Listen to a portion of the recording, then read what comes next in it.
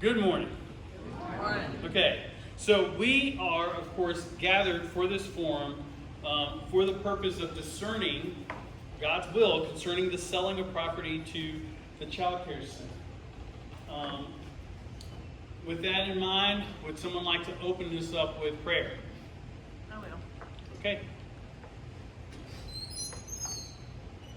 Sovereign Father, thank you so much for the time that we have together. Thank you for this family, Father, and for everything that's before us. Help us, Father, to be led by your word, by your spirit, and to have a very productive conversation, always keeping in mind that Christ is ahead of the church. For it's in thy name we pray. Amen. Amen. All right, so the way this is going to go, the Childcare Center is going to make a presentation for us to begin. We'll then hear briefly from the session about their endorsement, and then, of course, that will naturally probably lead into some Q&A. It's a forum, but you still have to behave, right? So I'll be trying to help make sure that we do that. But with that in mind, let me invite Christy to come forward. And I will let you know, Christy, I do have those maps on if you want those, as well as a pointer. Good morning. Good morning. Okay, I hate to put something on top of that.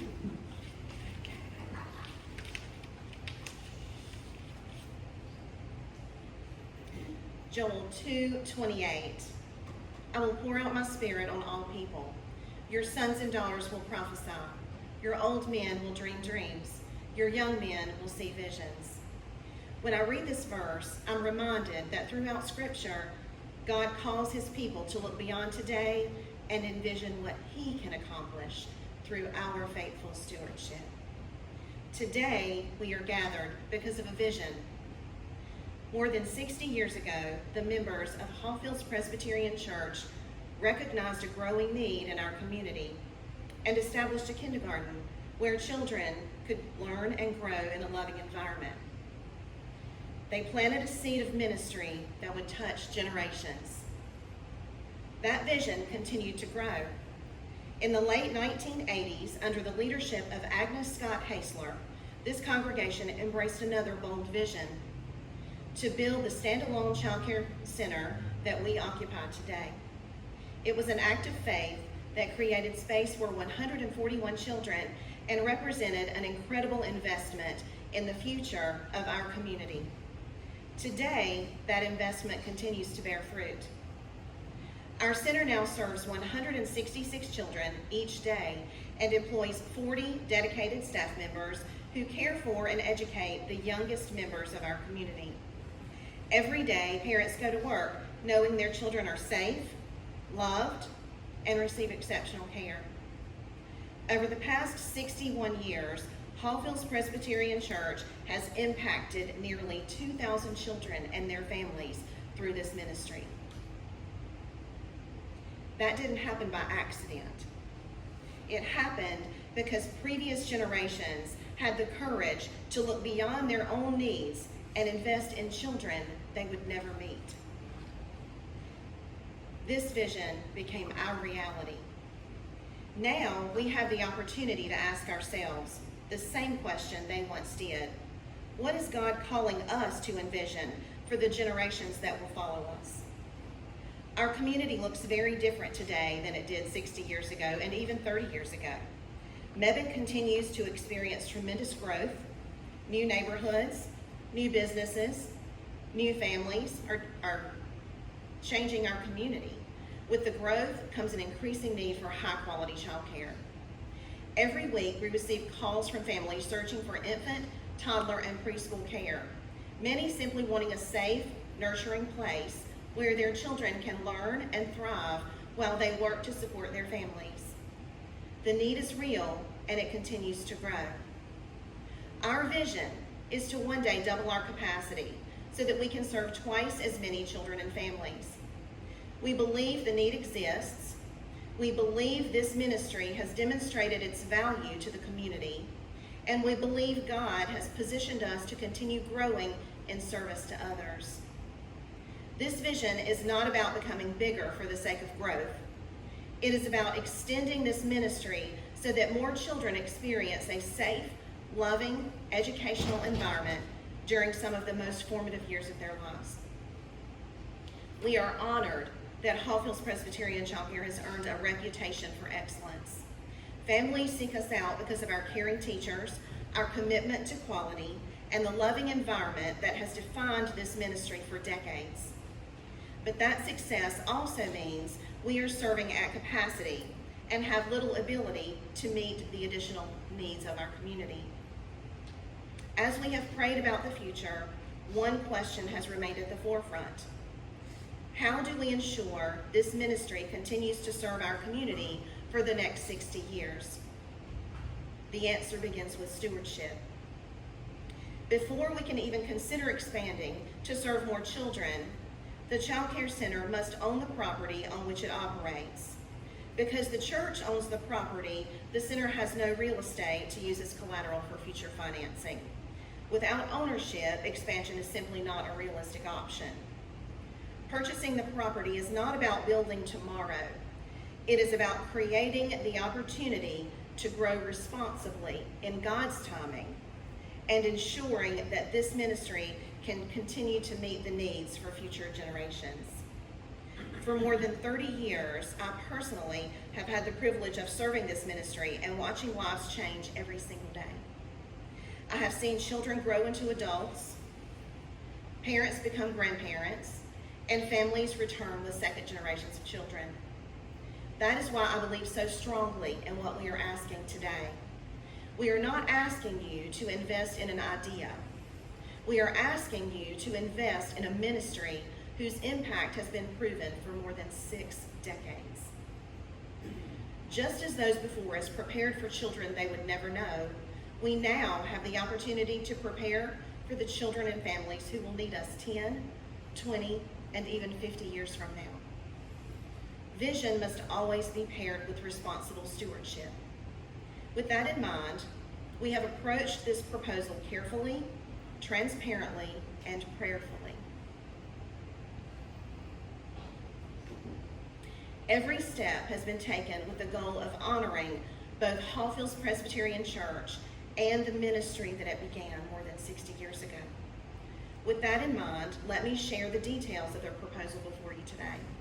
The proposal is for the Childcare Center to purchase approximately 10 acres of land from the Hawfields Presbyterian Church at $500,000, with up to an additional $20,000 allocated for closing costs. The proposed purchase price is based on an independent appraisal commissioned by the church. That appraisal reflects the property's current zoning designation of R20 residential, which establishes its present market value. It is important to note that the property's value could be significantly higher if it were rezoned for a more intensive commercial use, such as townhomes or apartment development. However, that is neither the church's intent nor the Childcare Center's purpose. Hawfields Presbyterian Childcare Center is a nonprofit ministry whose mission is to serve children and families, not to maximize financial return or pursue commercial development. Because the property will continue to be used to fulfill that mission, the proposal is based on its current residential zoning and appraisal value, rather than on the speculative value of a future commercial rezoning. We believe this approach reflects fairness, sound stewardship, and a shared commitment to preserving the ministry that has served this community so faithfully for so many decades. One of the questions that we have heard most frequently is why 10 acres and why so much road frontage? We engaged a reputable land engineer to evaluate the site and tell us what would actually be required to responsibly support the Childcare Center, both today and with potential future growth. Their work began with one of the most important considerations, safe access to the property. The engineer evaluated the requirements for ingress-egress from Highway 119, working within the standards established by the North Carolina Department of Transportation. They also considered the location of Turner Road, as NCDOT regulations require that any driveway entering Highway 119 be positioned a minimum distance from that intersection to ensure safe traffic flow and visibility. A comprehensive traffic study was also completed using our current enrollment of 166 children.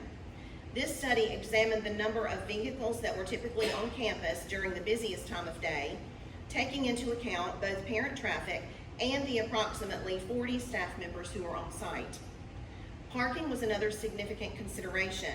The engineer evaluated not only the number of parking spaces required, but also their proximity to the building's entrance to ensure safe and convenient access for families carrying infants, walking with young children, or transporting children with additional needs. Just as importantly, they considered unusual but very real situations that every child care program experiences from time to time. For example, if the center were required to close unexpectedly because of inclement weather or a power outage or any other emergency, nearly every family could arrive within a very short period of time to pick up their children. The property must be able to safely accommodate that temporary surge in traffic without creating unsafe conditions or causing vehicles to back up onto the highway. Preventing traffic from stacking onto the highway is not simply a matter of convenience, it's a matter of public safety. After considering all of these factors, traffic patterns, NCDOT requirements, parking needs, emergency operations, and the safe movement of children and families, the engineer determined that approximately 10 acres would be needed to properly support the center and allow for responsible planning in the future. The proposed acreage was driven by professional analysis. It represents what is necessary to safely operate this ministry while preserving the opportunity for thoughtful, well-planned growth should the need continue to increase in the years ahead. As we consider these findings, we are reminded once again that planning for the future has always been a part of this church's story. Just as previous generations exercised wisdom and foresight when they established the kindergarten and later built this child care facility, we believe we are called to make decisions that will continue to serve children and families safely, responsibly, and faithfully for generations to come.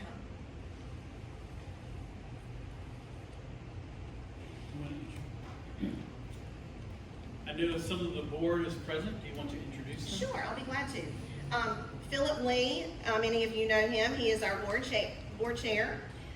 Ross Robertson is our vice chair. And Kelly Forrester is a member of our board. Debbie Farrell, you all know her. She is a member of our board. Matt Lawrence is here. He is also a member of our board. Am I missing anybody that was able to be here today? I think that's it. Okay. Thank you. If you will just have a seat. And then if the session would come forward, I'm going to make you all say anything if you don't want to, but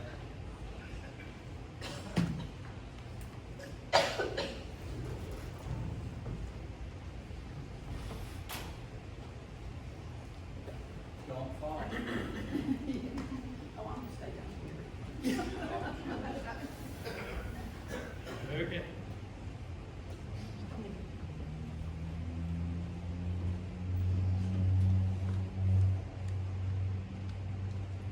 Y'all can't come up on the chancel.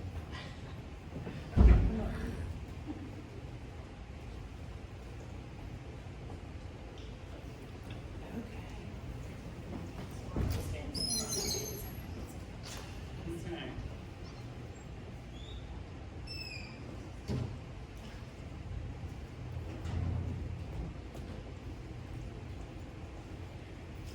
Okay, so since this conversation started 2.5 years ago, and it really has been 2.5 years, because remember, the whole reason we're even having this conversation is because the congregation discerned that God's will be that we look into this. And the words that you used was to pursue seeing that this could happen. And you wanted to do it before we paid attention to what happened with the Mans. Well, that's exactly what we've been doing. And we have been hearing from folks just to put it this way, both for and against the proposal. We've been hearing from folks even concerned about the ways in which we might be going about it. But at the end of the day, the session prayerfully considered the proposal before you, and then discerned that we endorse it to you. And so that's where we are. Does anybody want to add anything to that? If I may. Yes. So I just wanted to share my experience on the session. You all, through the nominating committee, I was at it the past couple of years. Sorry. So I think the sermon today was appropriate from weeds to seeds. I feel like weeds many times. And I'll say that most often when I feel like weeds, I don't know where to go but to turn to God's Word.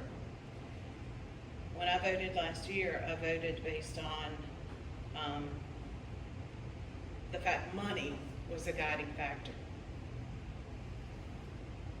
I spent time in God's Word, found that it's not money, it's love, and it's people, and it's children.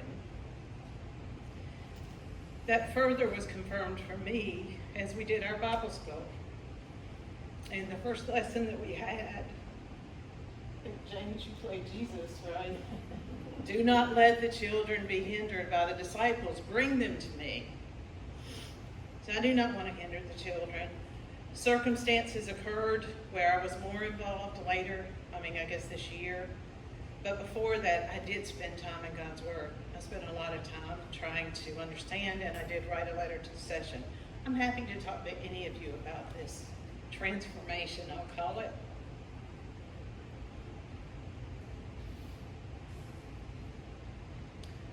I don't have a lot of history with this church other than the past 4 years. But what I'll say is there's love in this church. And the people that began the Childcare Center loved children and wanted to see the community changed. And I believe based on, thank you very much, what you shared this morning, the community has changed. You guys probably have testimonies, you've seen it. Some of you I've even talked to were at the Childcare Center, so you came through it. Let's move forward, please, and make sure that we see the next generation of children come through this wonderful center, and it will always be affiliated with this church. Thank you.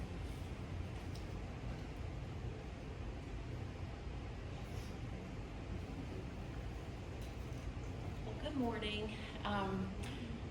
I appreciate your time and consideration. We've all worked really hard, and I know you have to, as a congregation, to consider what is before us. But as one of the people that grew up here, I've moved away and I moved back because I wanted to be here. I wanted to be a part of Hawfields, and I wanted my children to be a part of Hawfields, and they have. And they've grown into be wonderful people that you have loved and helped to grow. And the Childcare Center has too. And I just couldn't imagine my children being anywhere else. We just recently took a vacation and went, to where we used to live. And it was fabulous. We all loved it. But my children were ready to get back home. They were ready to be here, although they're tired, so they're not here today. They're picking up the dog because we came in at midnight last night. But we love this place is what I'm just trying to get to. And I just want there to be unity among us. I know we can't always see eye to eye on everything, but I do feel that vision that was set before us generations ago, 6 decades ago, and our forefathers, before our country was even conceived, our church started in our community to build, grow, and share, and we are continuing to live that mission, and we want to be in partnership with the community. And as Tammy said, the Vacation Bible School and the children's ministry, it's just such a a vital way to be a part of the community. And also with the Civitan group, we want to be a part of the Civitan group and community to continue to build, grow, and share. So feel free to ask us any questions that you might have. I know we want to clarify anything that you might have confusion about or concerns about, but we just feel that God has led us to this point, and we are prayerful that we can all support the vision and the future of our church.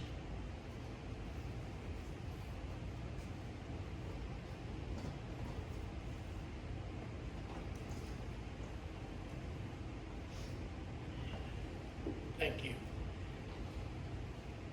A little over a year ago, where we had the vote, I stood up and called the question, and I introduced myself saying that I was a simple country boy. Emily told me I shouldn't say that. But I am simple, not in the short bus kind of thing. But one of the things that at that time, I voted against it at that time because the session hadn't approved it, and I wasn't on the session, so I didn't know all the background. But a lot of the questions and a lot of the things that were asked, I almost voted for it because of the stuff that was being said. Like, well, nonprofit's a misnomer. No, it's not. A for-profit business makes money and it goes in the owner's pocket or the shareholders. A nonprofit makes money and it goes back into the mission of the place. And looking at everything else, like the money that can be made, we're not in the business of making money. We're in the mission. The mission of the church is to serve Christ. And I see this as a continuation of what Hawfields has done in the past and will do in the future in serving Christ, and I appreciate it. Thank you.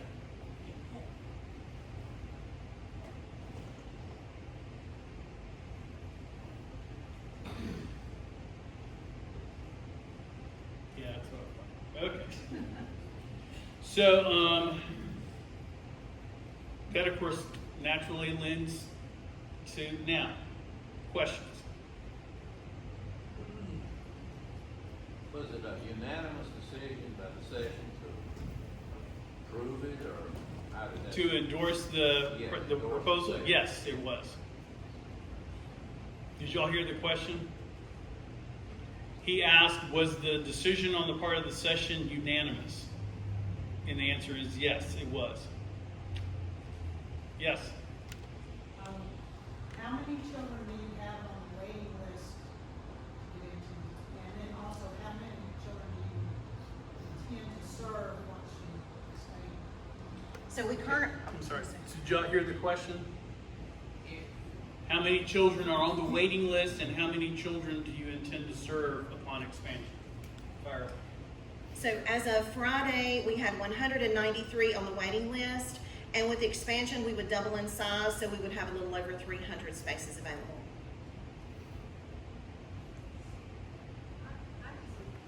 Alice? Here, so everybody can hear. Okay. And I didn't submit anything, it was good. Oh, lazy. Okay, I approach y'all kind of as a spokesman of a few people that approach me. You know, Fire away. I've been approached by different people, and ironically, many of y'all that don't know me know my sister here. She was very vocal today. She loves your music. She loves the ministry. She doesn't always get to come to service, but I had my two kids here for anyway, they were here for the weekend. But I have to tell you, I love the daycare. I was one of its graduates, the second class, and ironically, I was, and with Penny kind of acting out today, I thought, some of y'all have never heard the term glass sibling. And a glass sibling is someone who has a sibling with a disability or an illness or something that kind of makes those siblings invisible. So I come to the daycare. Thank goodness the daycare was here, and I didn't speak a word, not one word, the entire year. And anyway, today it's known as the glass child. And ironically, now I've been tapped as a spokesman because I have a voice that I did not have then. And I can be thankful to the daycare and the fact that it was in this small rural community. And I still today have friends that were in that class. I think they were close to 30. I mean, that's how many you had that second year. And yes, my children did not go to daycare here. They went to a play school, which was a part-time program, and I selected that program because it was a church program, but it worked better for my family. So that being said, being a spokesman, I am here with a few questions. One of which is, and I want y'all to be neutral because, I mean, it's God's discernment and that's what we're here about, right? To discuss things. But in the email it said that this is a historic decision requiring careful prayer and discernment. And I know y'all have had a whole year to prepare, and the session, I thank y'all, because I know that's a big task. I've sat on that session, I know it's a lot. And you've had to decipher through a lot of things. The daycare, I've been on that as well. And you know, you hear about the different things that you don't always hear about. So-and-so did something they shouldn't have, or whatever. These are big jobs, and they're much appreciated. I tell people in the community all the time, and they agree. Hawfields is one of the best, I think it's the best in the whole entire county. I'm not refuting that at all. But I think people are concerned about the limited notice, the fact that this forum is being held in July, the fact that even the choir takes a sabbatical during July. It's a huge decision for our church. Is this not something that we could consider postponing? Because the 7 days, so if you didn't get slides or anything like that, I apologize, but there's that. And then the vote is August 23rd, which is the very last day before public school starts. Are people taking vacations or whatnot that last day? I just feel like maybe it's something that could be considered because a lot of folks are feeling very rushed. And like you said, decisions can be changed. I think there's still some discussion to be made with people who are not on the session or on the daycare board. They're feeling rushed. Someone even said, it sounds a little bit like how they passed the North Carolina lottery, at the ninth hour. So we don't want to have that as a feeling of separation. So moving the date might be Do you want us to address that now, or do you want to? let me go through all my stuff because it might get, and even smaller groups to discuss. Like people talk and people change their minds. Maybe we have discussion groups one evening or something so that people can discern what's going on. And at the annual meeting, and God bless you, Greg, for doing what you do. But I know we talked about getting an update on the financials because a lot of people are, it's almost like the Chicken Little syndrome. Oh my God, the sky's falling, our church is going under. Are we or are we not? How can we vote on something this big without even knowing what our current financial position is? So as a request, I think people would like to know a mid-year financial with explanations of variances from the budget. If you were under budget, why? If you were over budget, why? Just some sort of understanding, because if we're going to take on something like this, we kind of need to know where we're at. And if money has been taken from investments to cover expenses, we'd like to know that too. Because I'm not here I don't have a Sunday morning caregiver. So I'm not always here to hear, and there are some things that take place during this service that don't always make the emails or whatnot. A lot of them do. I'm not pointing fingers or anything. I'm just saying I feel, and I'm not the only one that felt that way. Just want to know the financial position now. And then there was,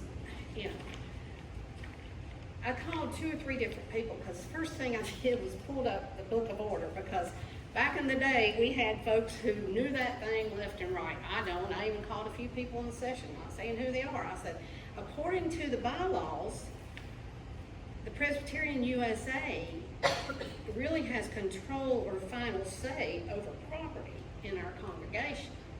And it says that we have to have basically their stamp of approval. And I just don't, that's a question to the session. Is that true?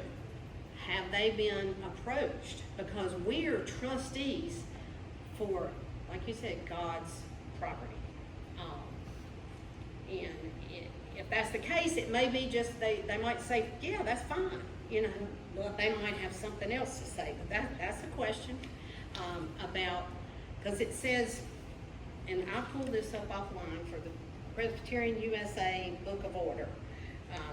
It says, a congregation shall not sell, mortgage, or otherwise encumber any of its real property, and it shall not acquire real property subject to an encumbrance or condition without the written permission of the presbytery transmitted through the session of the congregation. So that's a question. That's a question that just kind of needs to be addressed. That's 3 questions? You said 3. Was there another one? What? Yeah, there's 3 questions. Was there another one? For the presbytery? No, for you. I said 3, did I? I've got more. So, the closing cost situation, has the session had an estimate on that? $20,000. I mean, I know this is a due diligence thing and we're trying to figure it out, but if we're voting on something, we need to know if closing costs go $40,000, are we expected to pay that? When you understand up front what's expected, it's a lot easier than having that at the 9th hour, right before closing. I mean, even just doing a survey of 10 acres is probably many $1,000s. That's a question. And it sounds like y'all have been talking to the DOT and the city of Mebane and rezoning. I mean, sometimes, do you have to get it rezoned? And if so, how long is that gonna take? Those things can take 18 to 24 months. If that's the case, does the church get their money now, or do they get it at the end of 24 months? Those kind of things. When can we expect that? Alternatives. So that's 5 questions. Well, do you want to say the others? Well, Because I feel like these Alice, are things. hang on. What I'm trying to convey is, let us answer those while we can still remember them, and then you can keep going. Oh, okay. That's fine. I got my Because other my little brain is not going to remember all those questions, Mhm. right? You hit my limit. Okay. See, now okay, so the first question was, Changing the date. changing the date. Low notice. Okay, so as I said, we've been talking about this for how long? 2.5 years. And while I don't disagree that there's a lot that goes on in the summer and everything else, we did talk extensively about when to do this. We, as in, The did it session. go out, did it go out to the congregation? About the congregational meeting. You got more notice for this meeting on August the 23rd than you have for any meeting for the last several years. Right? According to You the have. book of order, well, the point she's making is the timeline, you had a week for the congregation to come up with questions about the proposal. For this and- forum. For this forum. But you have a month, more than a month from now, And- until that meeting, And to the raise other, more. and the other point was low attendance because of the summer. Okay, So that's the rationale behind asking. okay, but I get that. But what I'm trying to get to is August 23rd is the congregational meeting. This is not the last time you get to ask questions. It's not the last time you get to seek answers. And we can have those forums that you were talking about. In fact, I encourage it. I want you to do that. I want you to get into small groups. I want you talking about this. I want you praying about this between now and then. The whole purpose of this was to get more information on the table, not less, which is why we're recording it and making that available to anybody who wants that. I get it. The summer is a hard time. That's true. But let me just tell you, the staff is already having to think about Advent. I promise you it's not Christmas. The timing always feels compressed. And yes, could we have gotten more notice about this forum? Of course we could have. David, when I ask you a question, when you're talking about August 23rd, is that when we're going to vote for yes or no? Yes.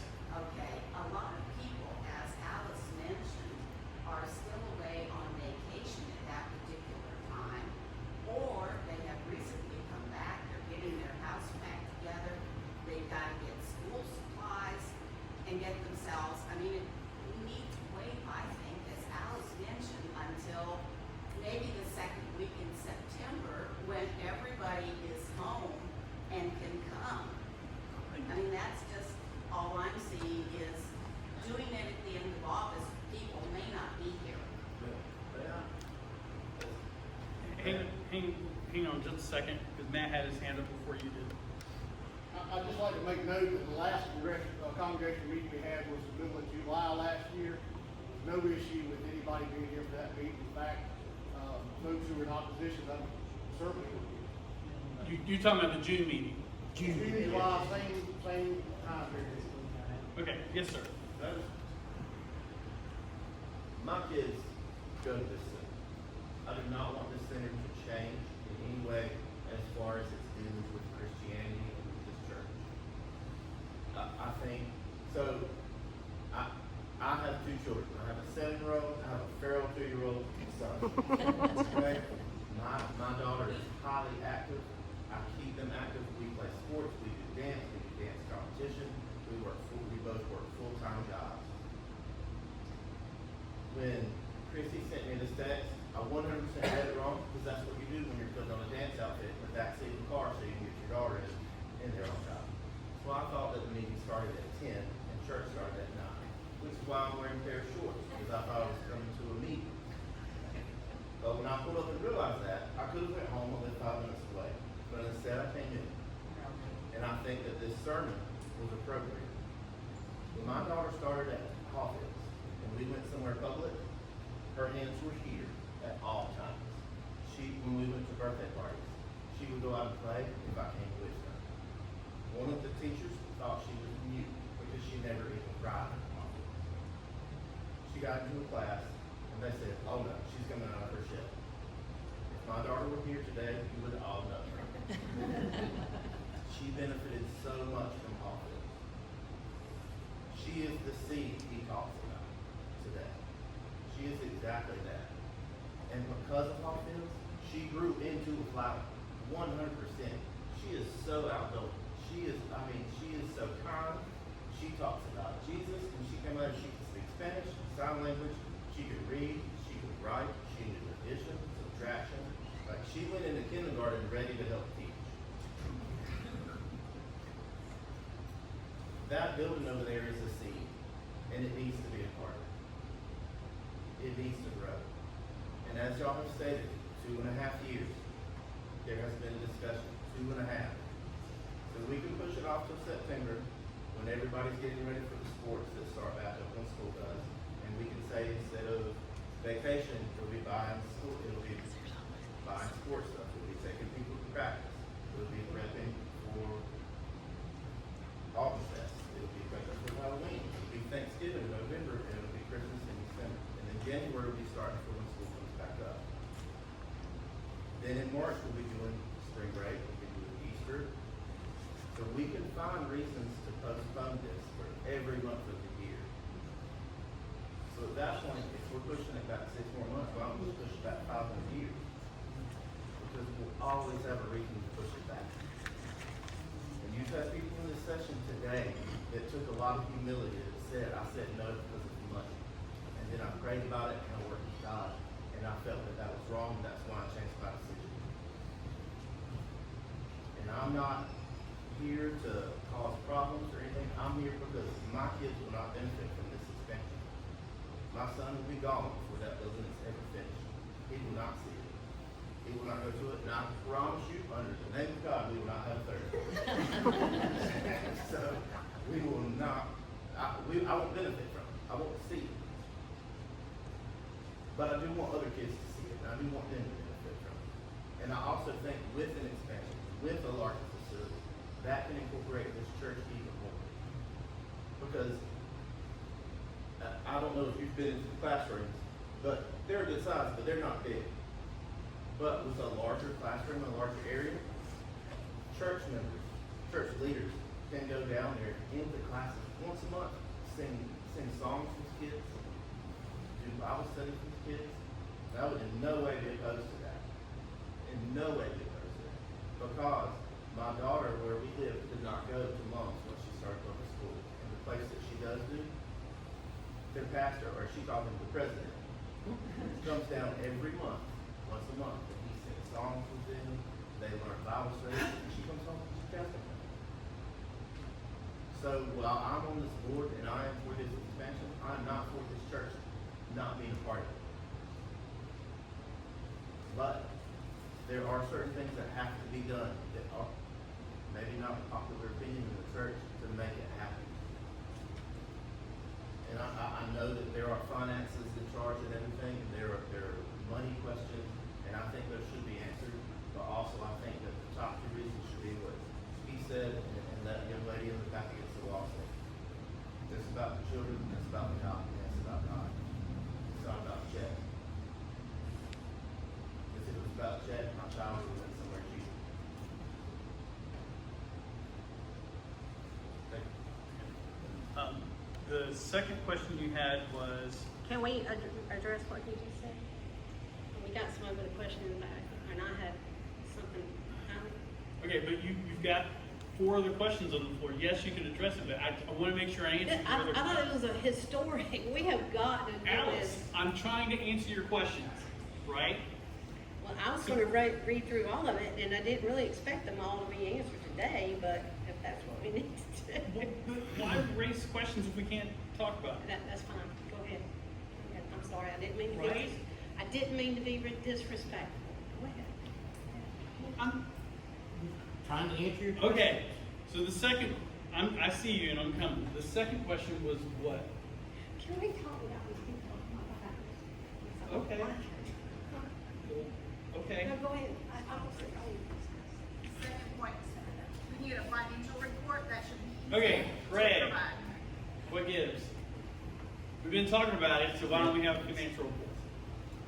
Well, we really need to schedule a congregational meeting to do so, and as you folks have already expressed, summertime's not a good time to have that. So we haven't had one this summer. Early fall, we're hoping to have one to discuss the finance. Can we have something before? Sure. I will give it to Jennifer and she can put it in the weekly update. Comprehensive financial report? Sure. Okay. Yes, ma'am. Okay, hi everyone, I'm Laura Ray, and I just want to say that I absolutely love the story that you told about your daughter who was pretty much new and then grew up and is learning sign language and Spanish and everything like that. And I know that this church is a place that I have grown up, and it's the same thing. I think we all have the same goal. And I know that all of you are my church family, and we are continuing to make changes, and we're growing, and everything is changing around us, which is sometimes a shock, and sometimes it's a great thing. And I know that I want to see more faces and more love in this place, in that place, all together. But I'm worried about like the tension right now, and we're talking about, it's about the money and it's about love, and I think it is about the money in some aspects, so I think the financial report would be great for us to be able to look at, because we're just trying to make sure that this church is protected, and we're looking forward to the growth that is coming, but we want to make sure that all of the history and the passion that's coming out is protected as well. Thank you. Thank you. Yes, sir. I have a question that nobody in here can answer. Okay? How much of a split will this cause to the church congregation? Not that many here now. I had a lady tell me already, she said, I'm leaving if this goes in favor of it. How much of a split will the church be split on account of this? Anybody know? I have no idea. Nobody has. Why, Nobody has. why would anybody leave to see something that's gonna better the community and this church? That makes no sense. It makes no sense. They'll watch. How much will the split there, how much of the split will there be if it doesn't go through? So that goes both ways, like you just said. Why should you be brought up then? Okay. The next point was Presbyterian approval. That All right. should be a quick letter. So, Send out. in the early 80s, there was a thing called reunion. Does anybody know what I'm talking about? There was a northern church and there was a southern church. And at reunion, the southern church had a tradition of the local church being in charge of their property. The northern church had a tradition of the presbytery having control over the property. And so in the ensuing compromise, the southern churches were given the option to either retain control over their property or to adopt the practices of the northern churches. Several of the churches in our presbytery did adopt that northern church practice. Our church in particular retained control over their property. It's one of the reasons why when we got the easement for DOT, we didn't have to consult the presbytery about it. When we gave up land to establish the traffic lights in the turning lanes at that intersection, again, we didn't have to consult with the presbytery about it. We had the authority to govern that. When they wanted to install the sewer line, and we pushed them to install it along the edge of the line, and then I mistakenly asked them for more money than the session authorized me to ask, and then they said, okay, and they paid it anyway. All of that was under the auspices of the authority of our church. Now, if at some point we decided to leave the denomination, that's when we would then enter into a discussion about what we owe the presbytery in terms of our property. Because again, we kept the option of the southern churches. Does that make sense? Is that in the minutes somewhere? Because nobody on the session that I called could answer that we were. So I could have told you that. Why didn't you call me?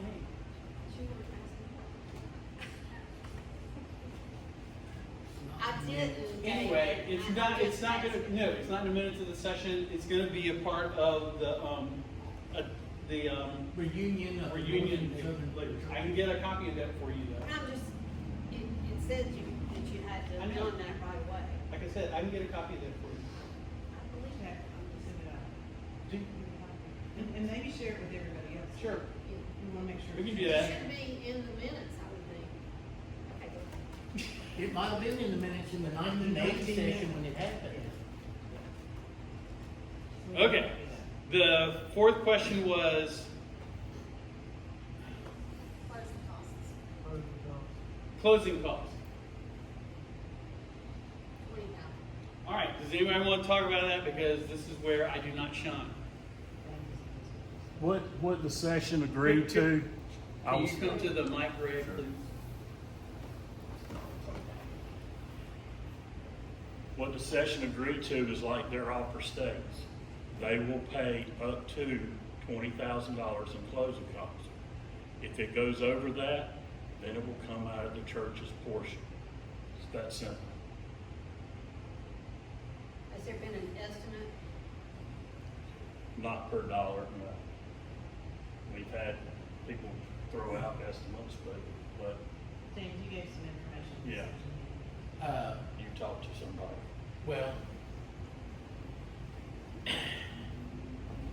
I went online and looked at closing costs based on a $500,000 sale from a church to a nonprofit. And basically, the largest expense is going to be the closing attorney, the real estate attorney, which in the state of North Carolina you have to have. But based on the estimates coming off the line, you're looking at approximately $12,000 to $18,000 in closing costs.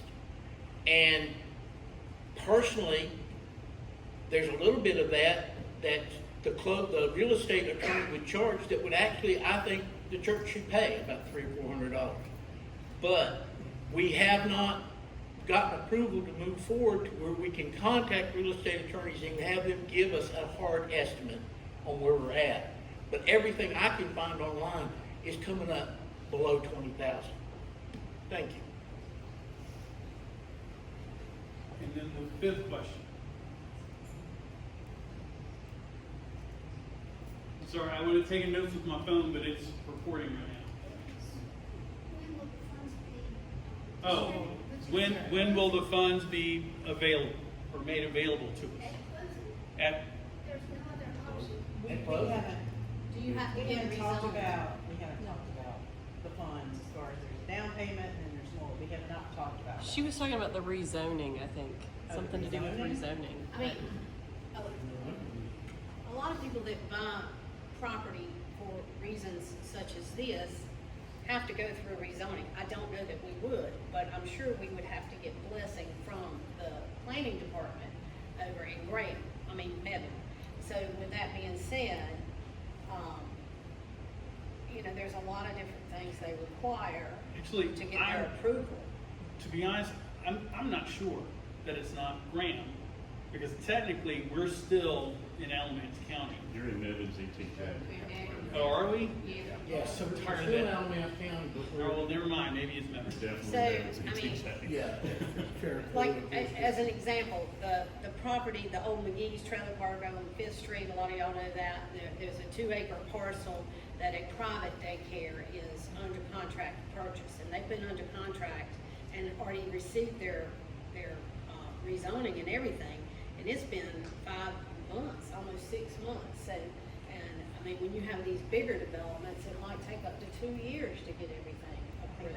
Alice, I think there's a very simple answer for today, in that in the daycare's proposal, they have not made a contingency on it being rezoned. So that'll be on. I know we're just as trying far to as it decide. stands do we today, want to that'll sell be it? up to them Yeah. to get that rezoned. And we're just trying to get approval of the concept, right?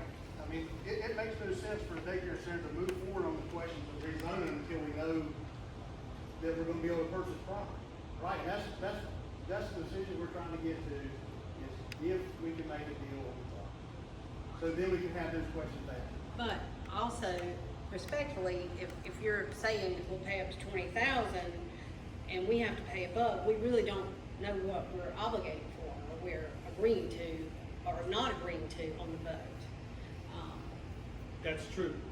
It's just kind of open-ended there, because you just don't know, and all it takes, I don't know, it wouldn't take long to call an attorney and ask them what that would be, the potential, so people know, or, how much is a 10-acre survey, things like that. That may not be your typical sale.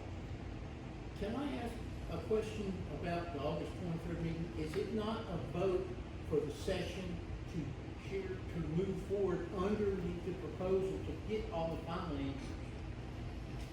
It's not a complete. I think we're voting on it that day. We're voting just to know that day. So, Under the proposed agreement, okay. But I think, Alice, your point was in the middle, have some forums to talk about these questions and dig a little deeper. Right. I think that's fair, and I think we should, because the session is definitely focused on And that's part of the reason why we're giving such a long notice before the congregational meeting, August 23rd. We have time for questions to be submitted, and we also have time for other forums where we can discuss this at length as needed. Okay. So we haven't heard from Jenny yet, so let me recognize him first. I, for one, don't like the tone of this meeting. This is not who we are. Hawfields is done. Amen. It's about the children. Daycare is a ministry of Hawfields Church. This debate on the date. People are gonna come up with excuses every day. The one thing I know. What I'm seeing here is exactly what's happening in Washington right now. Everybody can agree on that.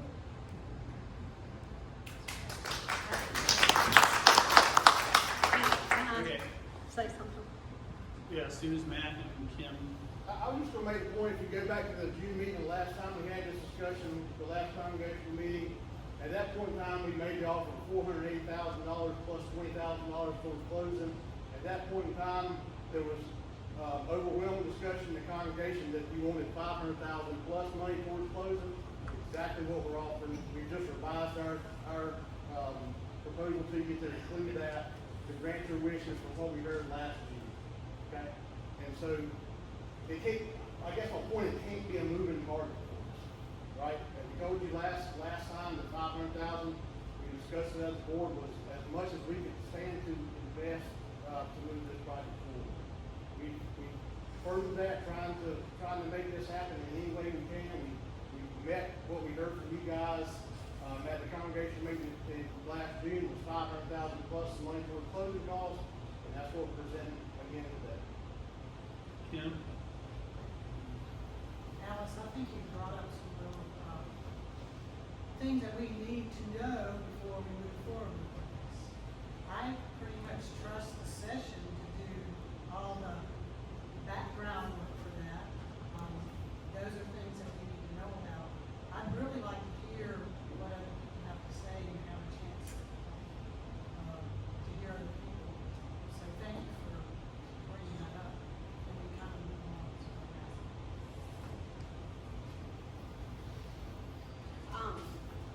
First of all, I want to thank you for your comments, because I feel like I'm speaking for a lot of people who aren't in attendance today.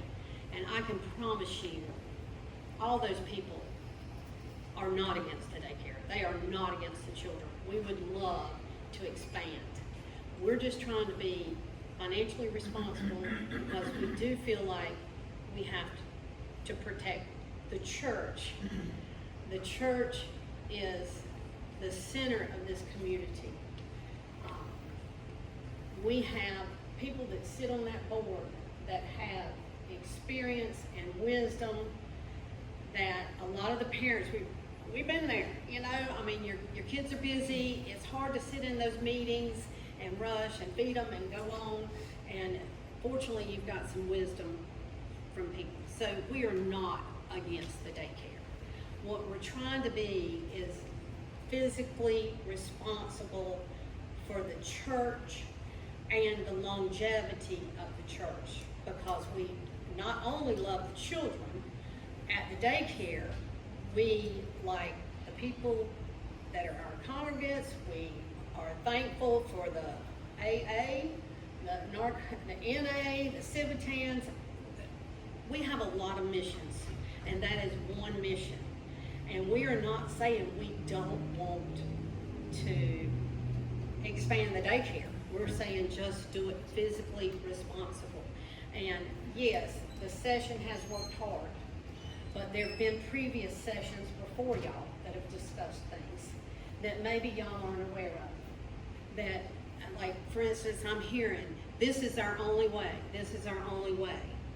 Well, there is a governing lender arm of the Presbyterian that does exactly like that. It lends money to organizations to do projects like this. People give their money, and then they turn around and they will offer a mortgage at a lower rate, but it still has to be church property. And that's one option. Another option that's been asked is, could it be reconfigured so that you didn't have to have 10 acres? Can it not be re-engineered? And I know you put a lot of effort in it, but that's one of the questions out there. Maybe that could come up in a forum. Could it be re-engineered? It's come up. Daycare started in our educational building. Our educational building sits vacant pretty much Monday through Friday. My children went to the Graham Methodist Church, and I promise you, it was retrofitted. Mr. Fireman, they had the door. Well, actually, they didn't have the door. Some of them, they had the fire speakers. Some of them, they didn't. Even the Presbyterian Church in Mebane, they go on the second floor. So there are other alternatives, is what I'm saying. We are not against the children.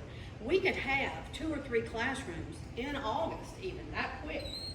Probably, I'm not saying. And yes, it would not be under your roof, but it would be under your supervision if it was in this building. I'm just saying that's one of the two. You know, one of the alternatives. Alice, I disagree with that. They've got some really stringent rules for daycare, and I don't know where you got your information, but I think you might have been mistaken. I've been on this board for close to 15 years. Most of those 15 years I have been the chairperson. I know way more about daycare than I ever thought I would have to know in my life. It's something, you got a wonderful director sitting behind you over there. I would not have her job for nothing in the world. But she knows the rules. She follows the rules. And you just can't put kids back in there because it's But not. you did it in an emergency when you had That's a flood. different. How does that sound? That's completely different. We can't do that. Hey, so I would like to speak to why we can't come back into the church's education building. And to be honest, it would be great if we could do that, because how wonderful would it be to bring children back into God's house? I would love that. However, it is all based on licensing. And so, you know, Alice mentioned that there are other churches that do have children under their roof. We are licensed related to the star rating. And so because of that, there are lots of rules related to that. In addition, those locations may be grandfathered in, where someone bringing children into this location new would not be grandfathered anymore. So we would have to look at all of the different considerations. And those of you who are firefighters in this room, you know, think about the fact that this church does not meet fire code for children. It doesn't have your fire sprinkler system. It doesn't have, it doesn't have ingress, egress from every classroom. So the requirements for upfitting this location, this education building, to support the children's needs related to a child care program, we don't meet fire code. We don't meet sanitation requirements with having sinks in every classroom, nor do we meet licensing requirements. Was there anything else related to that I can share? The question was about how you did an emergency. Oh, yes, I'm glad you said that. So in the emergency situation, we actually, it took us a bit of time to get approval on that, because we did have to have the fire department come and get approval on that. And from what I understand, they had to come, we had to walk around the building, then they even had to take that to the state and get approval on that. And there were certain things that we had to do, for example, be on fire watch. We had to have someone in the hallway the entire time that the doors were open for the children, with one of those little handheld air horns to watch for a fire. And it was only approved on a temporary basis. We also had to get approval from our own insurance company as well as yours to do that emergency provision. And the reason that we even did that is because what happened? The water line broke.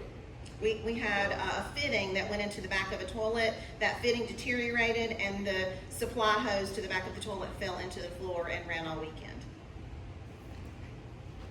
And so not only with your insurance, we had to get insurance approval on our end on a temporary basis. We had to get approval from licensing and sanitation.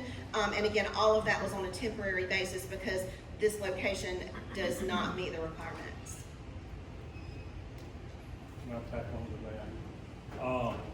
Last year, within the last year or so, year and a half, the session was approached from a local private school about having classes here. And not just the economics part of it, there were other reasons as well.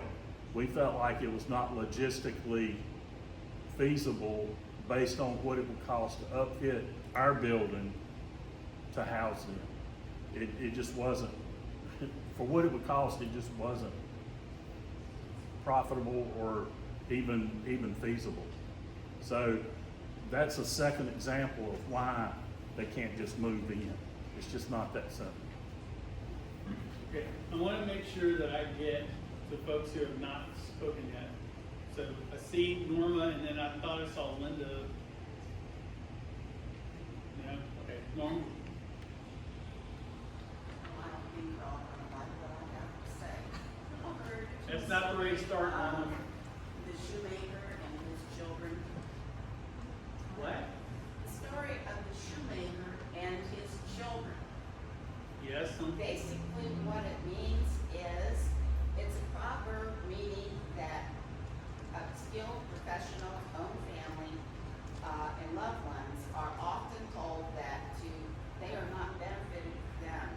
It is usually describes situations where someone is so busy helping clients that they neglect their own personal needs. And I have to say, I love the daycare center. I think it's a wonderful thing. I wish they could grow. I would be happy to sell it to them, except for one small detail: money. And before you all look around and you're all going to save this daycare center, it's wonderful. Look at this church. Look at this church. It needs money.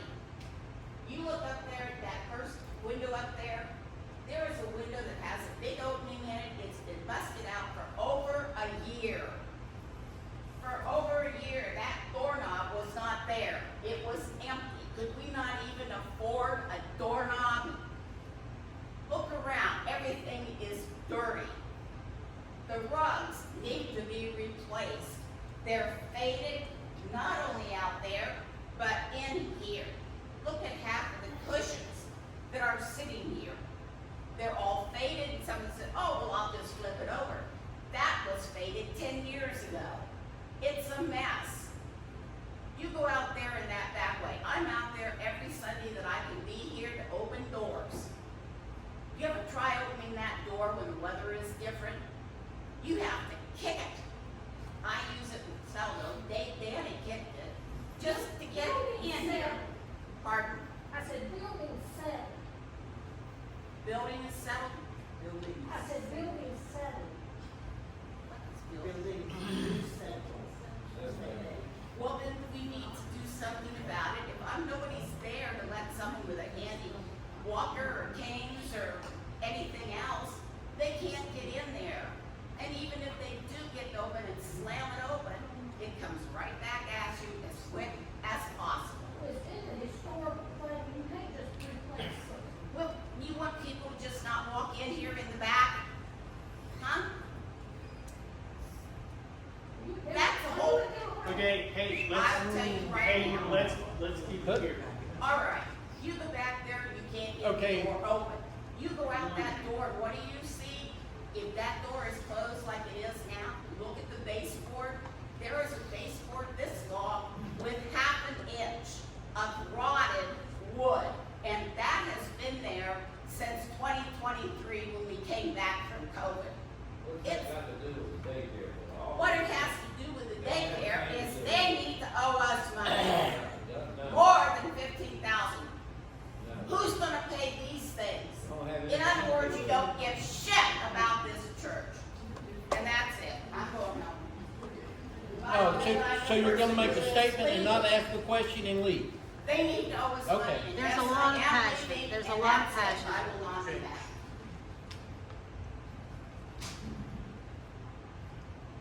One of the other things I would like to ask of the session, if congregational meeting is gonna be on the 23rd, can we have a break for lunch and then come back? Because I think that it's really hard for people to sit here for an hour or two for a service and then take on something this important on an empty stomach and to sit here. I mean, I just feel like it's important enough that it has its own spot. Sure.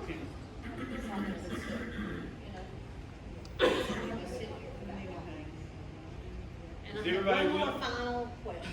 Is everybody willing to bring food to the August 23rd meeting? Yes, sure.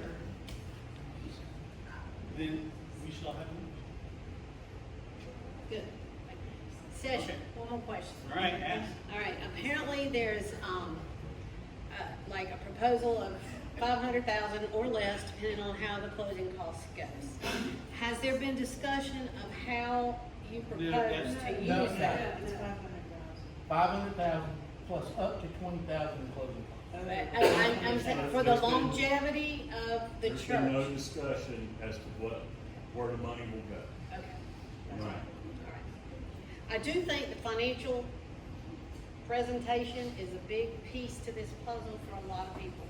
Well, can I say something to that? You say a lot of people have contacted you. Not one person in this church has contacted me at all about anything financial since I've been the treasurer. Not one. I give a report to the session every month. I give a report to the Admin Life Committee every month.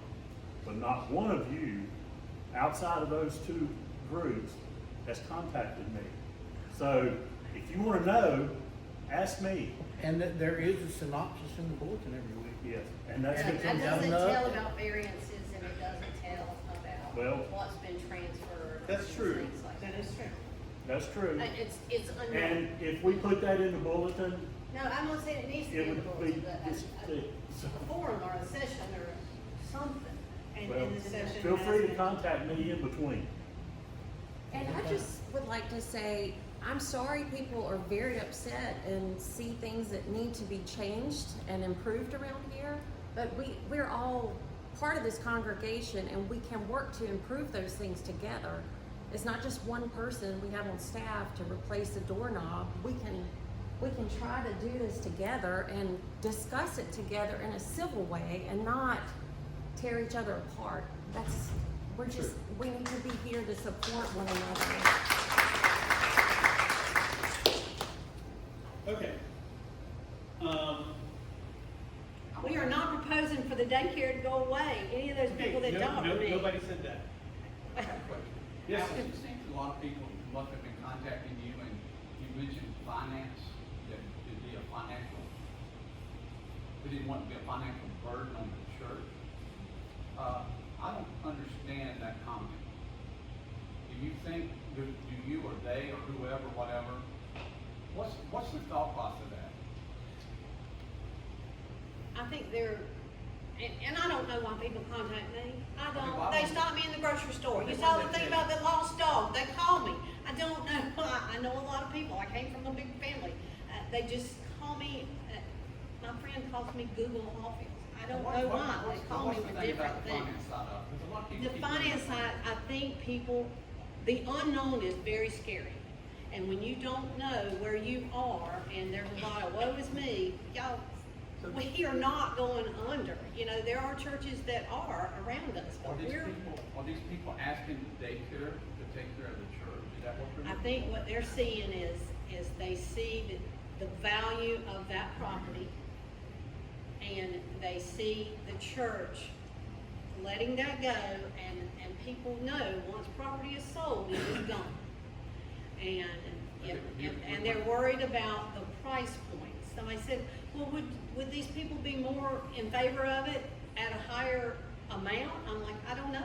You know, that's something that, it's an unknown. It's not what's before them. I don't think this congregation as a whole is anywhere near interested in selling land, all the land we have, in vast amounts. We're getting rid of the manse because there's a reason behind that. The daycare has asked because there's a reason behind that. Now, you just said we're getting rid of the maintenance. That hasn't even been discussed. Well, that has not, maybe not been discussed, but it's been discussed. Well, it's not a proposal in front of us. Okay, so- I need to know why people are, the financial side of it, because it seems like a lot of people are really, really upset because of the money. And the childcare down there is financially stable, okay? And it's gonna be fine, we- if this passes or doesn't pass, there will still be a Hawfields daycare. Yeah, Let but, him finish. but I just don't understand, are you trying to get enough money from the daycare in sale that it's gonna take care of all the church's financial woes? If you are, it's not gonna last for just so long. If you don't Well, fix that the was why my internal question, problem, if it had it's been not gonna discussed. go away. Okay, James. Okay, I'm not sure about the rest of the session, but from discussions, I feel like in the Presbyterian tradition, stewardship of the land that's owned by the church is they're supposed to preserve it and do things for it for the future. But I feel like the session sees this as a mission, a continuation of the mission that we started in the 60s with them to let the child care grow. And I think, the possibility of us signing, co-signing with them and them not owning the land so that they can grow that way, I don't think that would be financially responsible on the church's part. But That's the how they main built it, thing, that's how they built it, with a mortgage. They did. But we're not asking to do that now. but the main, you're not asking that, and that's fine. But what I'm saying is I understand that the financial situation is scary to people, but the session has approved this and recommends it because they see it as a mission-driven thing, where we're helping the Child Care Center, but we're not, and as one of the other members of the session said, whatever, how many years ago when they built it, the church should have just gave them a couple of acres. And when they set it up, but we can't talk about what was done then. We can just talk about what's going forward. I think it's something that needs to be done, but I also think we have time to discuss it. That's why we have the 23rd Congregational Meeting. Okay, does anybody who has not spoken want to say anything? Yes, I do. Okay? I served on the board of directors for the daycare for 9 years. And I learned to understand and love what the mission of that childcare center down there is. I learned a lot from Ellen Lawrence, who started this back in the 60s.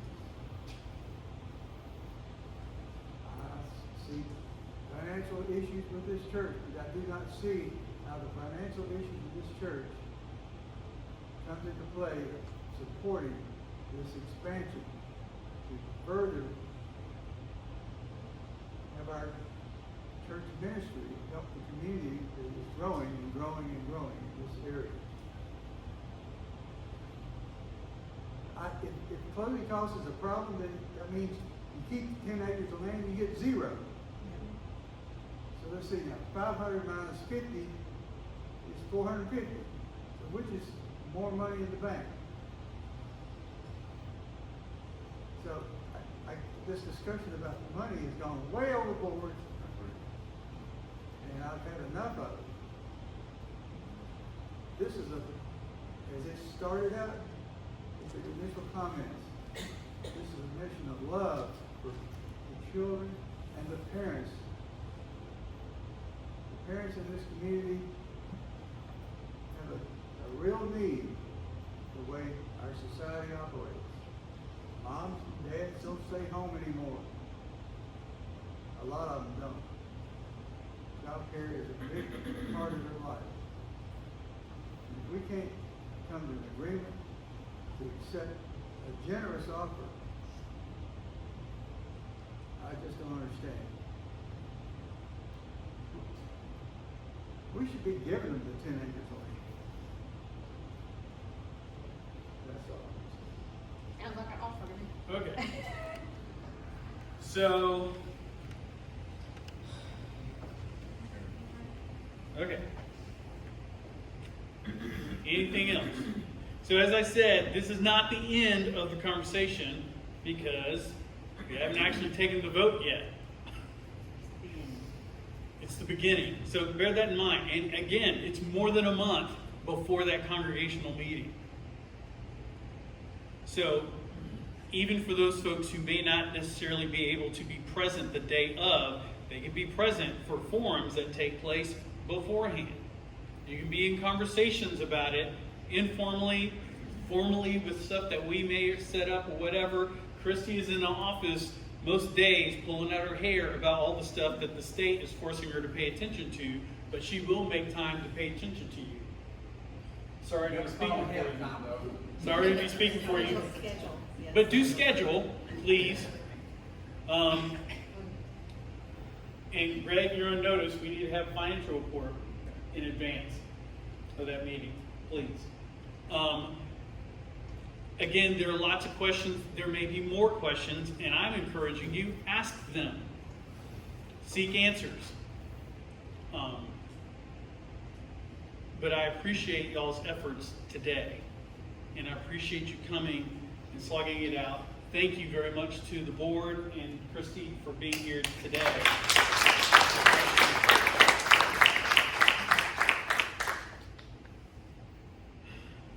Weeds and seeds. If there is nothing else, I'm going to draw our forum to a close and ask if someone will dismiss us with prayer. Really, just one person. Yes, sir. Dear Lord, I want to thank you for giving us all here the opportunity to come to voice our opinions, voice our feelings, cares and concerns. I want to pray for everyone's safety here, that your love continues to grow not only through us, but through the people around us, that we are the example that you would like us to be. And I pray that everyone goes home with not with a heavy heart today, but with a light. Because while some of this discussion did become heated, I do pray that there's still forgiveness in the heart. Remember that for the members of this church, you are a member of the church. You are a family. And regardless of the outcome, yea or nay in the end, Hawfields daycare will also be part of this family. And that you just look out for us, look out for our family, look out for our friends. In your name I pray.